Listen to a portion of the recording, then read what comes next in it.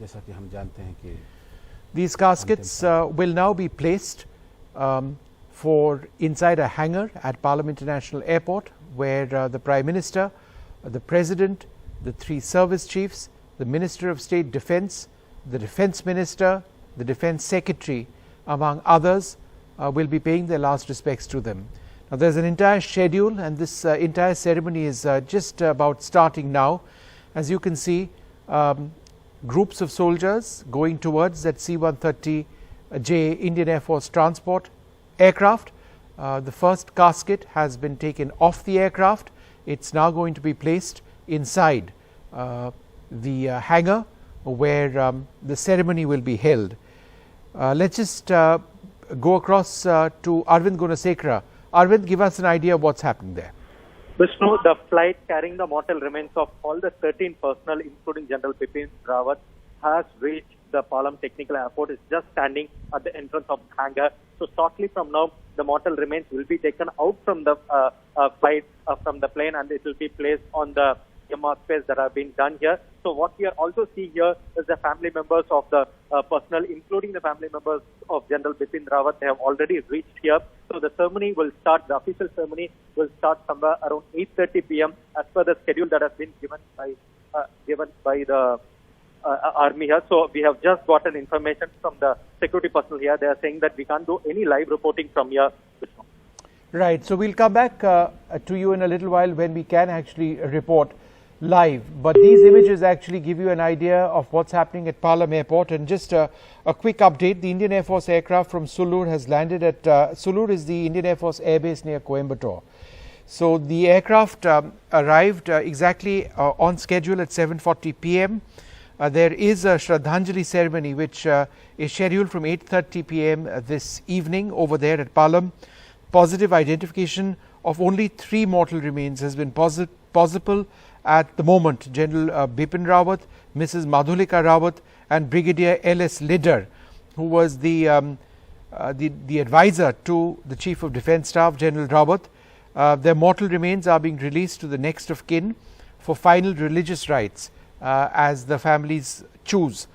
The process, now this is very unfortunate because it's difficult. The process for positive identification of the remaining mortal remains is continuing. The mortal remains will be kept at the mortuary of the Army Base Hospital till completion of positive identification formalities. The appropriate military funerals of all the deceased are being planned and coordinated in close consultation with family members. So only 3 bodies have been identified, that of the Chief of Defence Staff, his wife, and also that of Brigadier Lidder, who was his close associate. All 3 of them were among the 14 killed, 13 killed in that helicopter crash in the Kannur region of Tamil Nadu yesterday. There is one officer, a group captain of the Indian Air Force, who is fighting for his life with severe burn injuries. He is fighting for his life at the command hospital in Bengaluru, where he has been taken. Now, after the condolences are the last respects are paid by the Prime Minister, the President, and others in a little while from now, the casket will be moved to the residence, the official residence of the Chief of Defence Staff in Kamraj Marg in the centre of Delhi. And then tomorrow there's going to be a ceremony as well, where between 11 and 12:30 p.m. civil dignitaries and citizens will be allowed to pay their respects. From 12:30 to 1:30 there will be military personnel who can visit 3 Kamraj Marg. The final journey of General Bipin Rawat from his residence to the Brar Square, that is where military cremations often take place, that's in the Delhi cantonment region. That's going to start after 1:30 p.m. The crematorium is scheduled, the final journey of General Bipin Rawat from his residence to the Brar Square crematorium is scheduled to start from his residence at about 2 p.m. Tomorrow afternoon. So that's the schedule at the moment, which has been planned as far as the last respects being paid to the Chief of Defence Staff and Brigadier Lidder. Of course, he's lost his wife also, very unfortunately. Earlier today, the circumstances in which that helicopter crashed became somewhat more evident. Amateur video emerged, and it is proven to be authentic video, we understand, of the final moments of that helicopter which went into a mist or a fog. It disappeared from sight and it crashed into the hillside seconds after disappearing. This has all been captured in this video, which at a later stage today we shall try and play out for you. So there was an attempt to rescue a few people. Some reports suggest that General Bipin Rawat was alive after the crash. That, according to people in the area who did make an effort to try and rescue him and the others. There was an effort of pulling 3 people out of the aircraft, or perhaps they were thrown out of the debris. This part remains unclear. General Rawat was one of them, and they were taken up a steep slope and then transported to a military hospital close by. Remember, they were on their way to Wellington, where the Chief of Defence Staff was supposed to speak at the Defence Services Staff College, so that wasn't very far away. They were taken to the military hospital over there, but by the time that these 3 could be transported, 2 of the 3 had been killed.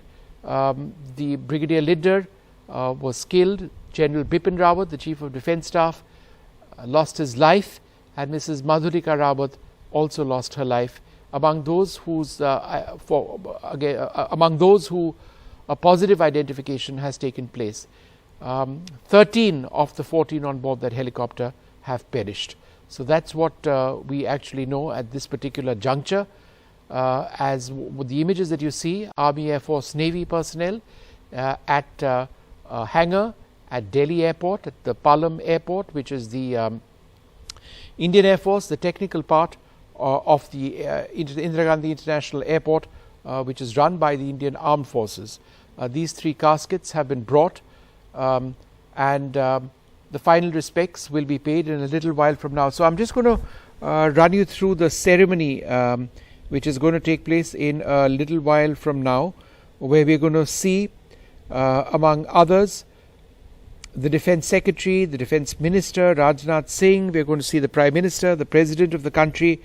But before I get to that schedule, I should mention what we were told a little while back, is that the severity of the air crash has led to difficulty in positive identification of the mortal remains of many of those who died. All possible measures are being taken by the armed forces for positive identification, considering the sensitivities and emotional well-being of the loved ones. The armed forces will update us about this later on. So in as much as these caskets are being brought, and I'm slightly unclear about whether just 3 caskets are being brought or the caskets of all of those who perished are being brought,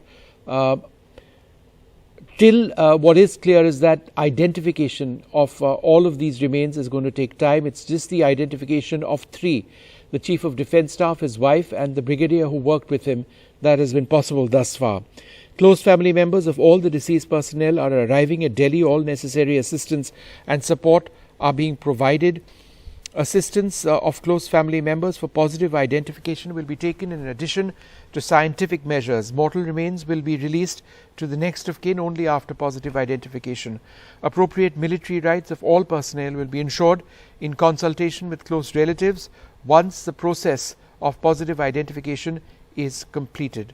So that's what we know at this stage. That ceremony, as I mentioned, is going to start in a little while from now. This is what the ceremony is going to be.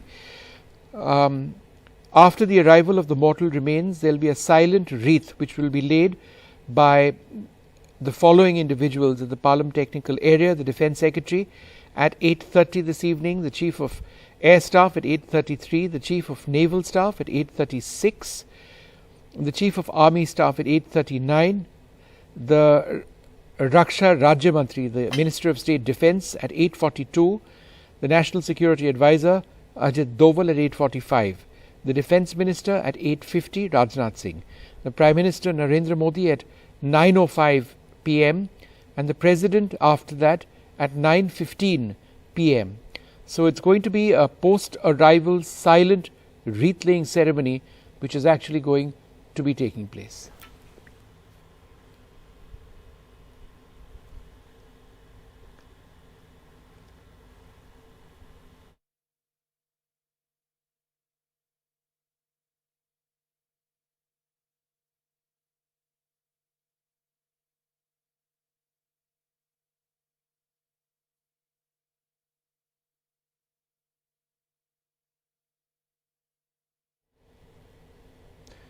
What we are now going to do is actually bring you a scroll which identifies those who had lost their lives in this very tragic helicopter crash yesterday in the Kannur region of Tamil Nadu.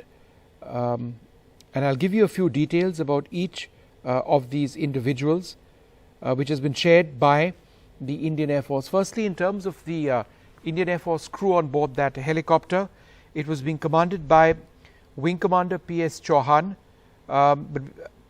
who was commissioned into the Air Force in July 2002. You can see him over there on your screen there. As a helicopter pilot, he's from Agra. Squadron leader Kuldeep was commissioned in July 2015 as a helicopter pilot. He belongs to Ghardana Khurd in Rajasthan. Junior warrant officer R.P. Das was enrolled in the Indian Air Force in July 2006 and was a flight engineer. He belongs to Angul in Orissa.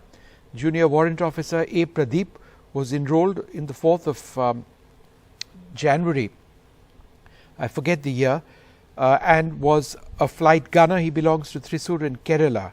So those were the Indian Air Force personnel who were actually on board this particular helicopter when it went down.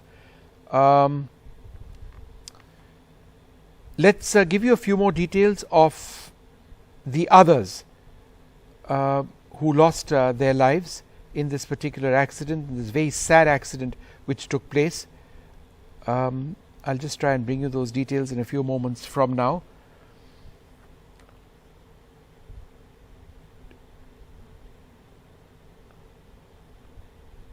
Brigadier Liddar was the senior officer who worked very closely with the Chief of Defence Staff. In addition to him, and Brigadier Liddar was actually approved for the rank of Major General. He was approved to take over a division. He commanded a brigade in the northern borders. He was an instructor at the National Defence Academy. He was at the National Defence course last year for senior commanders. He was commanding officer of 2 JACRIF. That's a very well-known regiment of the Indian Army in the United Nations in Congo. He was defence attaché in Kazakhstan. He was a director of military operations. He was a director at the Military Operations Directorate in Delhi. He is survived by his spouse, Mrs. Geetika Liddar, and daughter, Ashna Liddar. Among the others who lost their lives, Lieutenant Colonel Harjinder Singh, who was a staff officer to the Chief of Defence Staff. He was from 2x11 Gurkha Rifles. He was commissioned in 2001. He was an instructor at the Indian Military Academy. He served in the northeast along the line of actual control and the line of control in Jammu and Kashmir. He served in the Sikkim Scouts. He was staff officer in a corps headquarters. He is survived by his spouse, who also was in the army, Major Agnes Menezes. She is retired. She was an instructor at the Indian Military Academy and served in a high altitude area. They have a daughter, Preet Kaur. Then among the men the enlisted men who lost their lives, the Jawans, Havaldar Satpal Rai, again from 5x11 Gurkha Rifles. He served in Siachen, Nowshera, Nagaland and Manipur. His son has been serving in the same unit as his late father for the last 1 year. Naik Gursevak Singh from 9 Para Special Forces, enrolled in 2004 in March, served in Ladakh and Jammu and Kashmir. He was a demolition specialist and the best student at a leadership course. He was an expert in unarmed combat and close quarter battle. Lance Naik Vivek Kumar, 1 Para Special Forces. These were the personal security officers of the Chief of Defence Staff. Lance Naik Vivek Kumar, 1 Para Special Forces. He was enrolled in the army in December 2012. He served in Jammu and Kashmir, South and North Kashmir. A Sino-Indian, he served in the border regions ahead of Spiti, a specialist in combat free fall, a communication expert, excellent in unarmed combat.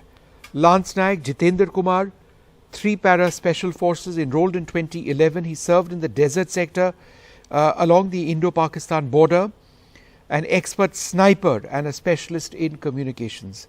Lance Naik B. Sai Teja with 11 Para Special Forces, enrolled in June 2013. He served in a super high altitude post in Arunachal Pradesh and was a specialist in counter-terrorist operations in Manipur and Nagaland. He was an expert in mixed martial arts, unarmed combat, communications and electronic warfare. These are the men who lost their lives. Well, joining us now, Lieutenant General D.P. Vats, a retired general of the army, joins us now for his views. It's an immense tragedy, sir. The family members are paying their last respects. We can see that on the screen. It's an incredible loss. We talk about the nation, but we need to talk about the families as well, sir. Your thoughts? General Rawat, I had interacted with him quite often because he was DMA, Secretary DMA also, and used to come to Defence Committee meetings, and he was a friend of mine. Last I met him was on 6th of December when he came to Parliament House to meet the Finance Minister. When he was going back, I talked to him.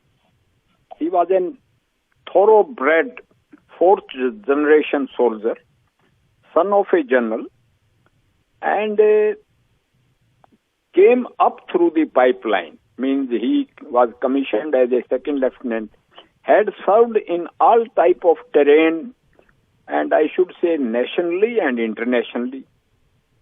He was a counterinsurgency specialist. He had remained in high altitude, and he had commanded, he was a Gurkha officer, commanded his own unit, then Rashtriya Rifles Factory he commanded. He commanded 19 Division, which is again in Baramulla and deals with the insurgency in Valley and LOC. Then he was Southern Army Commander. He had also commanded a corps, 3 corps in Dimapur. And I must say he was a thorough officer, very well exposed to all types of situations. And he had commanded a brigade in Monuk also in Republic of Congo, where he again got commended. Yes. So highly decorated a soldier, PVSM, then Uttam Yuddha Seva Medal, Ati Vishisht Seva Medal, Yuddha Seva Medal, Sena These Medal, are actually extremely sad images which are coming across of a little child, 2 children and the mother of one of those who've lost their lives, being escorted by some Air Force officers over there. This is just incredibly tragic. This is such a sad moment. Sir, we're talking about General Rawat, I understand that, but could you also share some of your views on what the families at this stage are going through? We need to talk about the families as well, sir. In fact, my tributes to all the 13 armed forces, Jawans and officers who died in the air crash. Some were recently married, some were young, and of course, oldest was General Rawat. I knew his DA, Brigadier LS Lidar also. Yes. And his staff officer, Harjinder Singh, Colonel Saab, also I met the same day when I met General Rawat on 6th of December last. As far as families are concerned, I say कि भगवान उनको शक्ति दे ये सदमा बर्दाश्त करने की. And rest, of course, state governments and central government and armed forces will look after them. What has happened is very tragic, where we cannot help. And under this hour of grief, the nation shares their grief, and I also pay my salutes and tributes to brave hearts जिनका बलिदान हुआ. Yeah. No, absolutely, sir. It is so very unfortunate, so very sad. These are very moving scenes that we see with family members paying their last respects, walking up to the caskets over there, a small gathering of these family members who've come.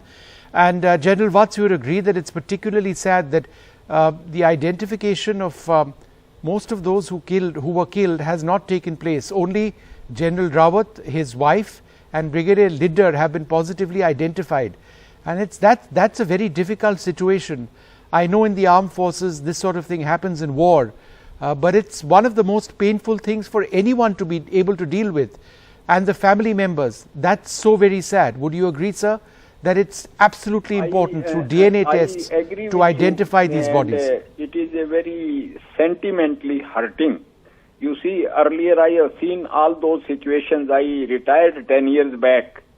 Earlier when we just joined armed forces, bodies were not used to be brought from action place or field, or you can say from war. Means I remember 62 war, some people from my village died, then 65 war, then of course 71 war.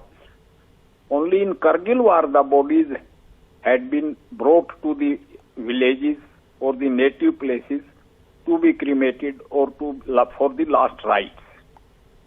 So we can say, you see, you live to see the people, means having seen the people in the worst situation. And what can we do anything about it? Ultimately, of course, with DNA testing and all that, it is possible. But such situations in war and warlike situations, even in floods and all those calamities, such things do happen. I can only sympathize with the families. I appreciate your joining us. I just want to talk a little bit about these images that you see. These are just so painful. That little child, along with his mother, and General Satish Dua joins us, the former Chief of Integrated Defence Staff.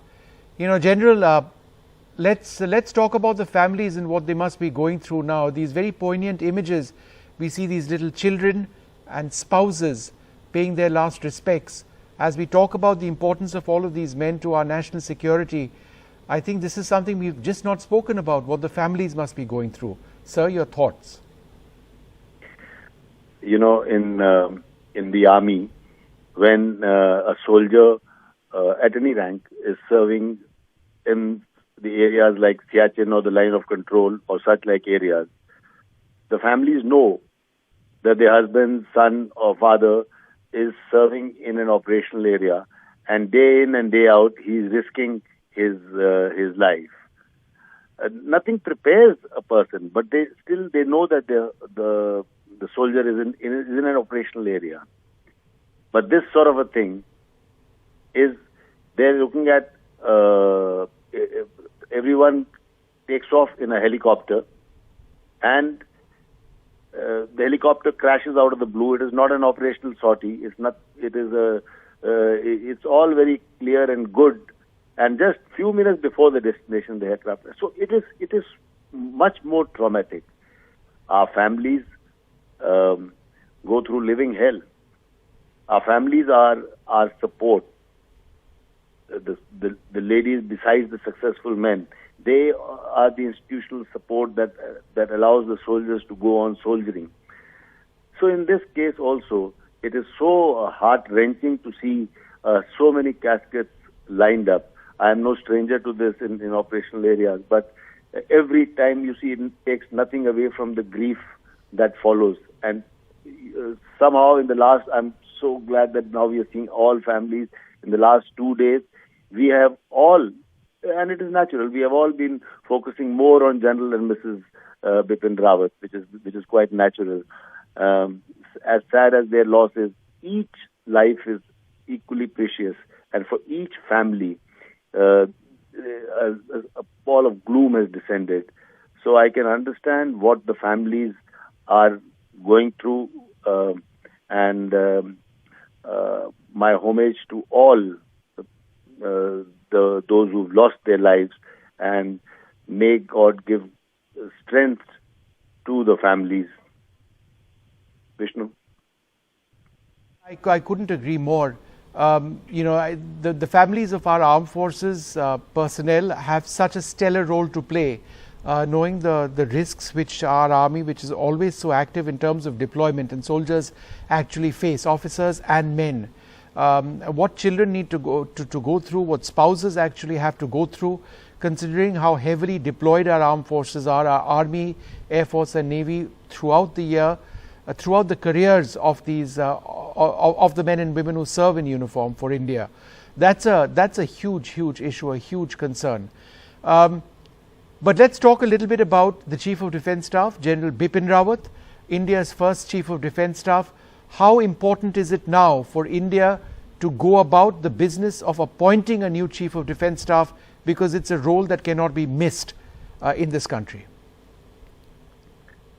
Vishnu, it is of utmost importance that the task that he was doing as the first CDS, that goes on, and that goes on uninterrupted. And I say that I will give you two big reasons for it.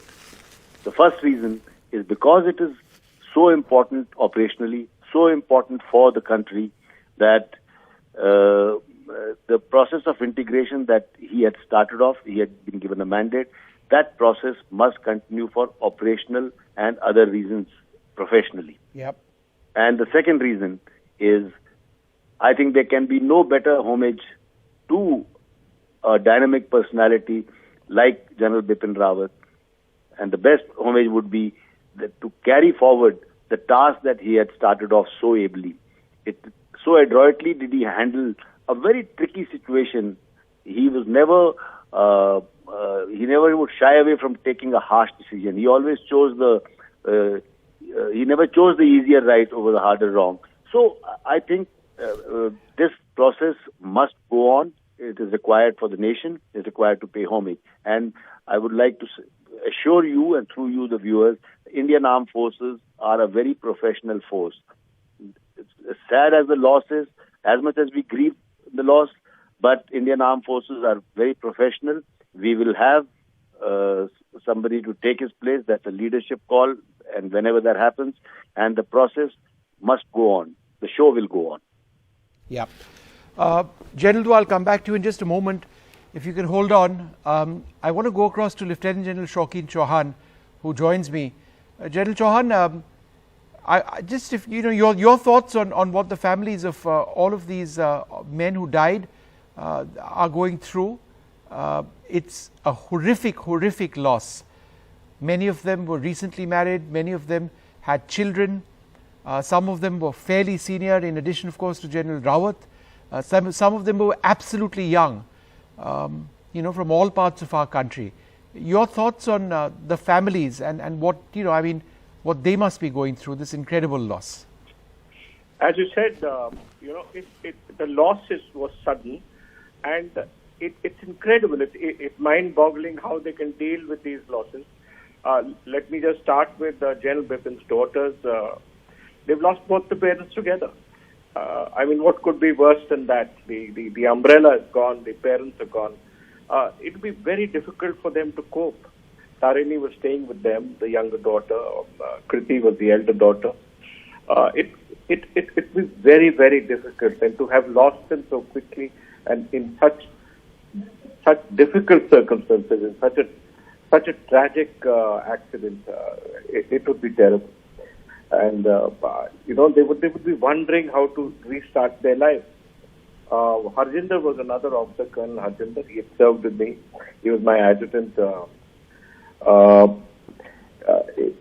in the unit. I had commissioned him as a young lieutenant.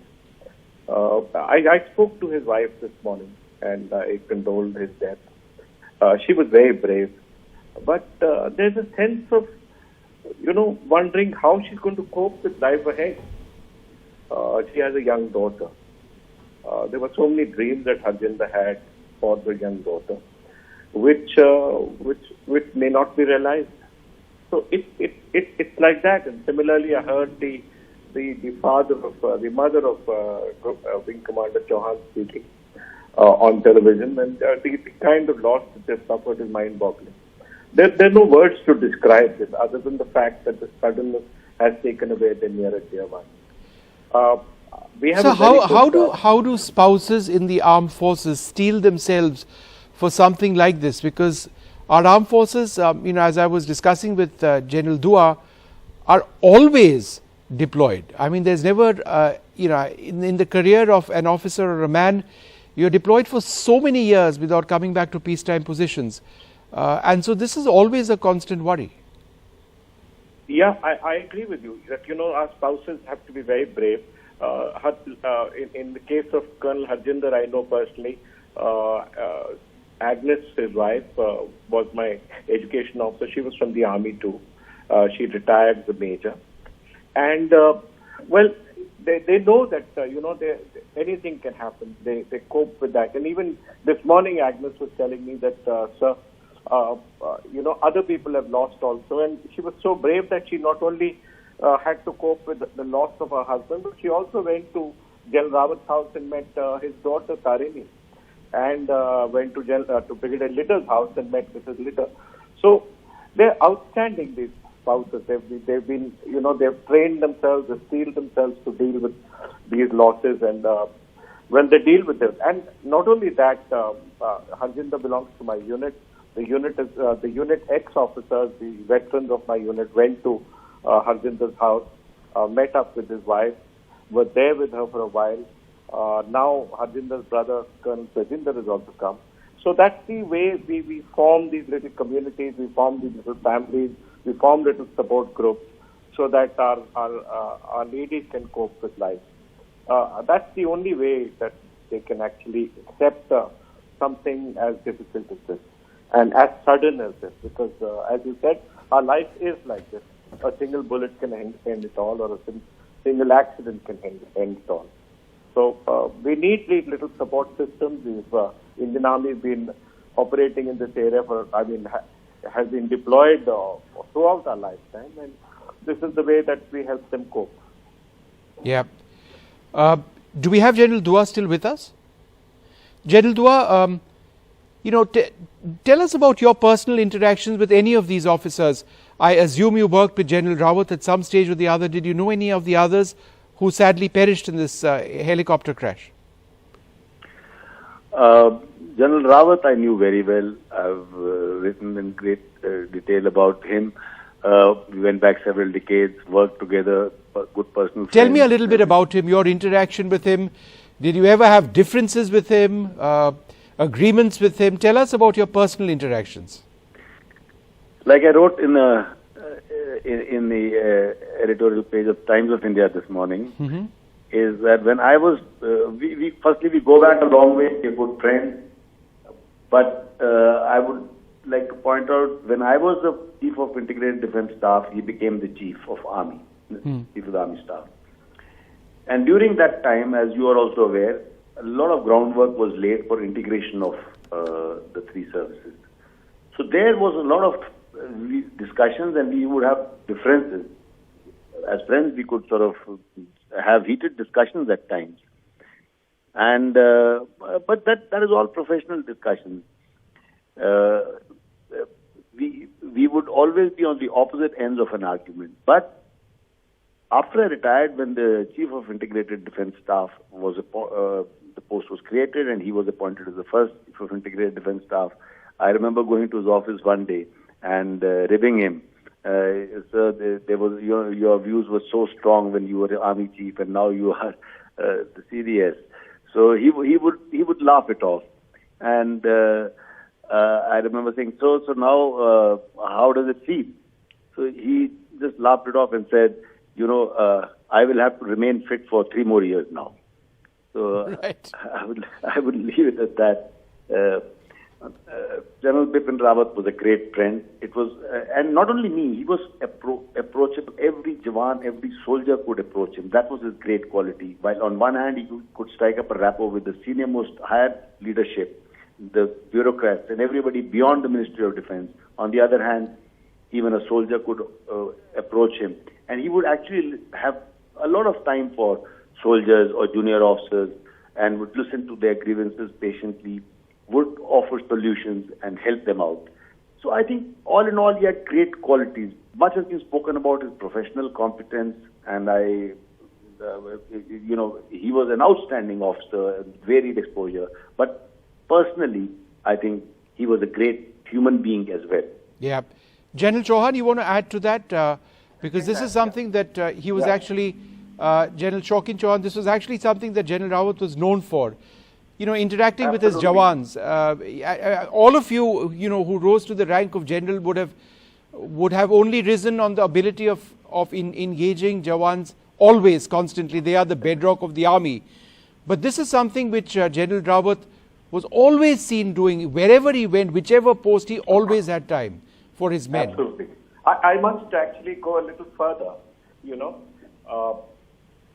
Gen Bipin and me were born together in the same regimental center in Dehradun. Our parents were from the same regiment. I see. And so we were literally children together. We were, you know, I've known him all my life. He was born a little before me. He used to call me Kancha, that is younger brother in Nepali. And I used to refer to him as Dai, that is elder brother in Nepali. We always spoke to each other in Nepali because we were born in the regiment together. And then we joined the National Defence Academy. He joined a year before me. And we continued in the service. I too went to the same regiment and we rose, you know, almost simultaneously. He was always a little ahead. He was a wonderful human being. He was very concerned, very energetic, and of course had very clear views. You know, when General Dua talks about General Bipin's views, they were very firm, very quick, and he could take on he could take on and say anything if he felt it was the truth. He wouldn't hide from the truth. You know, he wouldn't not say something if he didn't believe in it. So that's a fabulous quality. I did my staff college course with General Bipin. He got the highest award in the staff college course. The best. Did both of you always want to join the army? Was there ever a thought that he wouldn't join the army? Both, yes, we were young children together. He was always for the army, and he was always for the regiment. There was no doubt in my mind that General Bipin would join the regiment. There was no doubt in his mind that I would sort of follow him into the regiment. So he was a mentor in many ways. He would, you know, take the time to guide. I saw him, how he dealt with me. Similarly, he dealt with the younger officers of the regiment, and especially the Gurkha Jawans. He would always be there for them, always be, you know, swamped by their presence. He would be dancing with them in our regimental functions. So all in all, General Bipin was a wonderful personality, strong, had a great heart. Only he could do what he was started to do, create the infrastructure and theatre commands for the future of the Indian Armed Forces. So, but let me tell you a little bit about Colonel Harjinder. Yep. You know, because Colonel Harjinder was his staff officer. He was commissioned under me as a young lieutenant. And he too was, we were in Kashmir when he was commissioned. He was extremely enthusiastic, gallant, you know, on the go at all times. He had all the qualities of a great officer. And he was also very responsible, and he was my adjutant, like I've mentioned. So, you know, one will miss these fabulous soldiers who have lost their lives in this tragic helicopter crash. Each one of them carries a huge history of great work, of gallantry, and it's such a tragic loss. That's all I can say. Just for the benefit of our viewers, this is what's going to be taking place now. The Defence Secretary has or will be paying his respects at 8:30. It's 8:27ish now. The Chief of Air Staff at 8:33. The Chief of Navy Staff at 8:36. The Army Chief at 8:39. The MOS Defence at 8:42. The National Security Advisor at 8:45. They're all there now. The Defence Minister Rajnath Singh at 8:50, the Prime Minister at 9:05, and then the President of India at 21:15, 9:15. It's a post-arrival silent wreath laying which is going to take place. Before this all starts, I want to go back to General Dua. Sir, it's so very sad that only 3 of those on board that ill-fated helicopter have been positively identified, purely by coincidence that General Rawat, his wife, and Brigadier Lider have been identified. For the families of those, you know, who've lost their loved ones, not knowing when they'll get back the mortal remains, would make it so much more difficult. True. It's a sad loss to lose a family member and a breadwinner at that. And it's devastating not to be able to get the mortal remains in shape. Yeah. And my heart goes out to those families. But I would say it's an occupational hazard for soldiers, soldiers, sailors, and air warriors. Yeah. We've had such issues on the line of control. One has sort of been through such situations here and there where the mutilations have taken place, or because of, like it happens in Siachen, sometimes somebody falls in a crevice and you cannot even retrieve the body. So, or avalanches, you lose bodies, or retrieve them after several months, if at all. So, the point I'm trying to make that in the services, this is something that is an occupational hazard, happens most of the time, but it does not take anything away from the fact that for each family, some of them you're seeing on the screens now, for each one of them, it's a heart-wrenching moment. And I think if I were to say, or you were to say, I understand how you're feeling, we are wrong. No, we can't understand. Yes. We haven't been in that. We haven't. It's just awful. Just that little child over there on your screen, it's just so heartbreaking. Child doesn't understand probably what's happening, but the mothers do. And my heart goes out to them. That's all one can say. Words are inadequate in situations like this. I'm joined by General N.C. Vij, the former Army Chief. General Vij, for the last half an hour, 45 minutes, I've been chatting with General Dua and with General Chauhan, and we spent a great deal of time talking about the families of soldiers and the fact that they are in a sense a bedrock for any the rise of their spouses or their fathers in the armed forces. Would you like to share your thoughts on that, the role that families play in the Indian armed forces? Well, the families are really the backbone of the army, because they know that their husbands are out in difficult areas. They also know that every time they go out on a patrol or a mission, there is no certainty that they will come back. And this is more so in the case of insurgency. In operational time, the situation is little different. But in the insurgency time, it is every day that you go out on a patrol or a mission, there is a lot of uncertainty. So they really carry a huge burden on their shoulders. And when the units deploy, but within the army we have a system where the army-wide welfare associations play a huge part, and they all combine together to make sure that the families which are left behind when the husbands deploy or who are left behind in the villages, they remain in constant touch with them to keep them reassuring that all is well, and if there is any problem, they will be taken good care of. So I think hats off to the families of the soldiers. Soldier is doing his job, is too busy. As a matter of fact, he doesn't have too much of time to think much about himself. But it is the families who really carry a huge burden, and they bear the brunt of what goes on in the front. General Vij, General Rawat was somebody, and all of you would have been this, but I think it's important to reflect on this. The bedrock of the army, the bedrock of say an officer would be the family, but the bedrock of the army is ultimately the Jawan, and engaging the Jawan, interacting with the Jawan, having enough time for the Jawan always in every visit would have been a big priority of yours as Chief as well. How important will it be now for the top leadership of the Air Force and the Army, who have lost people in this helicopter crash, to reach out to the Jawans, to the enlisted men and their families? No, it is very important, because ultimately is the man on the ground who is delivering. The commanders are not that many in number. The men outnumber the commanders by 20-25 to 1.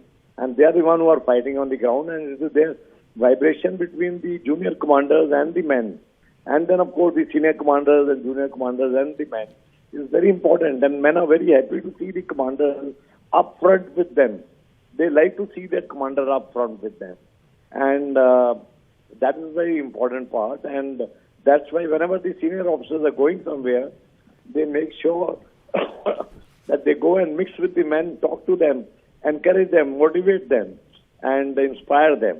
And that is the drill in all the three services. It has to be so. In this profession, in which you don't know the next moment as to what is going to happen, it is very important that the men have faith in their commanders. So interaction between the officers and the men, and then back to their families. The units remain in constant touch with the families. The units, this is a standing drill, and that is the reason why we said if something untoward happens, the information should not reach the family through the TV. And that's why the names, giving the names on the TV of the people who have died was stopped after the Kargil war, and it was made sure that the information reaches through the officers and the JCOs or somebody who goes to the house and talks to the family and tells them as to under what circumstances has their the man has really met martyrdom. now. I'll just go back to General Dua for a moment and then back to General... do we have General Shaukin Chauhan with us? Before that, General Vij, I just wanted to ask you, if you look at some of the soldiers who died in this crash, they were fairly outstanding. Brigadier L.S. Lidder, cleared for the rank of Major General, was due to take over a division. That's the Defence Minister on your screens, Rajnath Singh, who's now arrived with the Minister of State Defence as well with him. So he was a high flyer, Brigadier Lidder. He would have been a Major General taking over a division. It would have been a dream run for anybody in the army. General Vij? Yeah. Yes, you see the people who are with the chiefs and the CDAs, they'll be always outstanding officers because they'll be the selected ones who will be taken by him, because after all it is the staff which represents the commanders. They do so much of work on his behalf and in communicating his messages, in communicating his sense in what he is trying to convey. And they are all outstanding, and Brigadier Lidder especially enjoyed a very fine reputation as a professional soldier, and so were the others. So I think it's a huge loss to the army, huge loss. As a matter of fact, loss of each man, starting from the lowest rank to the uppermost, is in a fact, huge loss. General, I wanted to tell you a little bit about them, and let's talk about them, because these were the personal security officers of General Rawat. Just give me a moment, sir, because these are very poignant shots of the Defence Minister reaching out to the family members of those who've lost their loved ones. There is stoic grace among the family members over there. This is something which we have seen so often with members of the families of the armed forces. There is always this understanding that they could lose their near and dear ones. The Defence Minister Rajnath Singh has arrived. He met a few members over there. He'll be paying his tributes to the soldiers who have lost their lives, and the Chief of Defence Staff who was killed in that tragic helicopter crash. But sir, I wanted to talk about the Jawans. Naik Gursevak Singh, 9 para SF, a demolition specialist. He was best student in the leadership course, an expert in unarmed combat and close quarter battle. Lance Naik Vivek Kumar, 1 para SF, a communications expert, excellent in unarmed combat, served in Jammu and Kashmir and on the LAC as well. Lance Naik Jitendra Kumar, 3 para SF, served in the desert sector, an expert sniper and specialist in communications. Lance Naik B. Sai Teja, 11 para Special Forces, served in a super high altitude post in Arunachal and counter-terrorist operations in Manipur and Nagaland, an expert in mixed martial arts, unarmed combat, communications and electronic warfare. These men were not just fighters, sir, they were extremely skilled Jawans who protected the life of the Chief of Defence Staff. Yes, you are absolutely right. All these men who are with the CDAs would have been exceptionally good, and they would be specialists in various fields, and this number of 10 boys who were with him would have been so selected that they can meet any emergent requirement at any time, so that they'll be that good. And that's why the kind of qualifications that you're reading out for these men are exceptional. But the point I wanted to make, every soldier's life is as important as anybody else's life, and they are very important, and you see their importance to their families also. And one thing more I would like to mention, like when we joined the army, I joined in 62, I got my commission. At that time, the soldiers were different. They were soldiers. Only, they were good at fighting. They were brave. They were everything. But this kind of qualifications we didn't have in the Indian Army. Now the Indian Army is technically much more advanced, far better equipped, and far better standards of training. And things have moved over a period. And that's why you see each and every man is a specialist in something or the other. And so are the officers. The number of courses they do and the kind of training they do is exceptional. That's why the standard of training and level of training are going up by the day, and people are doing more and more better. Yeah. And but hats off to all of the soldiers. Yeah. I must say, they would have been very proud to be part of the chief's contingent. It's unfortunate that their lives have been snuffed out, but that is the God's destiny, and is also an occupational hazard in our profession, which every soldier accepts willingly.